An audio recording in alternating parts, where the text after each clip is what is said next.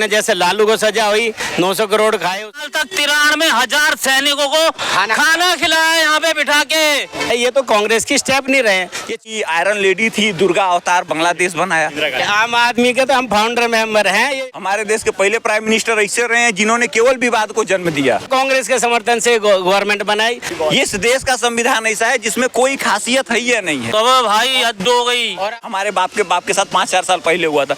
इन लोगों ने देश को बंटवारा किया, उसको स्पेशल राइट दे। इन्होंने झुंझुना पकड़ा दिया देश को, वो आज तक बजा रहे हैं। नमस्कार, मैं अंजलि चौहान और आप देख रहे हैं बिंदास भारत।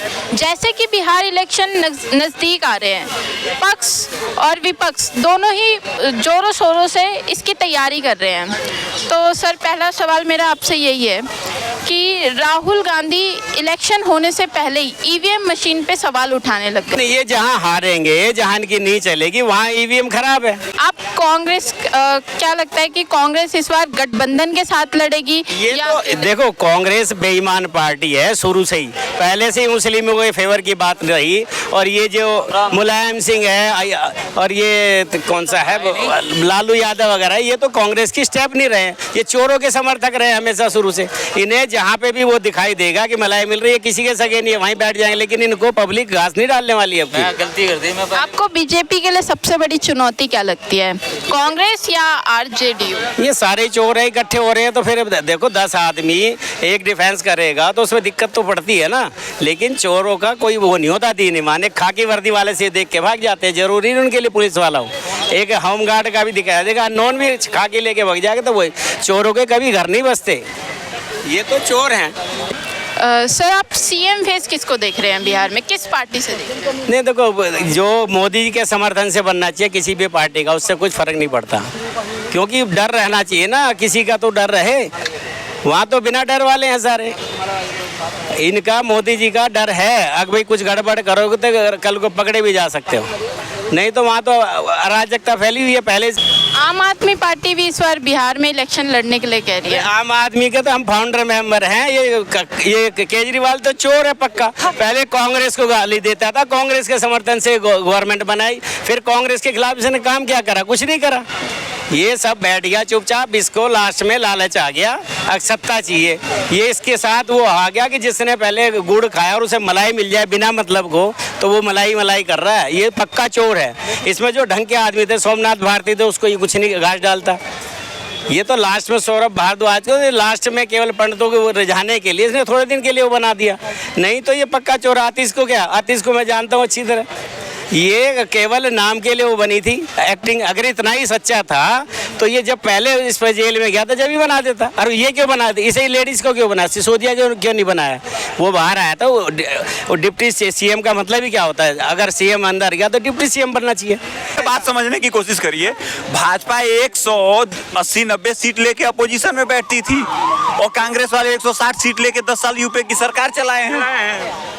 तो लोकतंत्र यही होता है ना भाई, कि लोकतंत्र में कुछ भी करिए। ये थोड़ी होता है कि आपके पास 272 आए हैं तभी आप प्राइम मिनिस्टर बनेंगे। आप 271 पे आपकी सरकार गिन जाएगी और 4 लोग मिलकर फिर से सरकार बना लेंगे। तो डेमोक्रेसी यही होती है कि भाई इसमें कोई कुछ भी कर सकता है, सबको बोलने की आज़ादी होती है। बोलना क्या वो नहीं मालूम, क्या सही क्या गलत इसके बारे में कोई जानकारी नहीं, मोरालिटी क्या है मालूम नहीं, नैतिकता क्या है मालूम नहीं। हमें अपना स्वार्थ सिद्ध करना होता है। ठीक है, तो अभी भाई साहब ने बोला विदेश जाने के लिए सारे लोग चले गए होते। अरे भैया, बाकी भी कुछ है।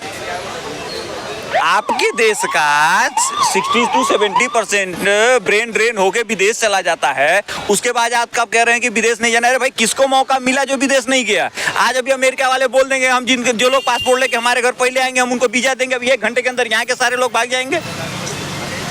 और यहाँ पे जो लोग अभी कुछ लोग हमारे देश में हैं जो कह रहे थे फिर हम अमेरिका का विरोध करते हैं, बाइकआउट अमेरिका, बाइकआउट ये बाइकआउट वो, उनका पासपोर्ट सबसे पहले रहेगा। सरकार मुझे वीज़ा दे दो, हम पहले आएंगे। जो लोग यहाँ 4 शादी करने की बात कर रहे होते वो अमेरिका में रजिस्ट्रेशन करवा रहे होते कि हमने 1 शादी करनी है। वहाँ वो कुछ नहीं बोल रहे होते।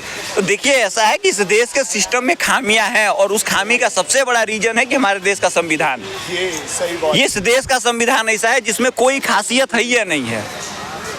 ये संविधान नफरत फैलाता है, लोगों में आपसी बैर फैलाता है, परिवार को तोड़ने का काम करता है, लोगों को वो अधिकार देता है, उसकी सजा देता है जो अधिकार उसने, जो गुनाह उसने कभी किया नहीं हो। भाई कहते हैं कि बड़ा जुर्म हुआ, किसने किया भाई? हमारे बाप के साथ 5-4 साल पहले हुआ था। अरे भाई 300 साल पहले जो पैदा हुआ वो मर गया, जिसने जुल्म किया वो भी मर गया, जिसने जुल्म सहा वो भी मर गया। अब यहाँ पे आके कहते हैं नहीं हमारे साथ तो बड़ा जुर्म हुआ। और जिन लोगों ने देश को बंटवारा किया उसको स्पेशल राइट दे दिया गया है, उनको स्पेशल राइट दिया गया। और नेता हमारे देश के भाई साहब उनकी तो बातें अलग है।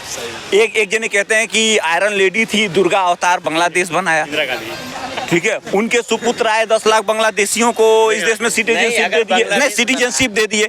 अरे भाई तुम जाइए, बांग्लादेश ही बनाया है तो अपना पीओके क्यों नहीं लिया, जब तो सारा उसकी आर्मी हमारे अंडर थी। नहीं पीओके छोड़ दीजिए सर, पीओके नहीं लिया, वो कॉन्फ्लिक्टेड। अरे नहीं पीओके नहीं लिया, ये 10 लाख लोगों को नेशनलिटी दी, कम से कम उनकी जमीन तो ले लेते। उनकी जमीन थी ना बांग्लादेश में, जो भाग के आए थे उनकी जमीन ले लेते, चिकन नेक का वो क्या बोलते हैं ये इशू सॉल्व हो जाता आपका।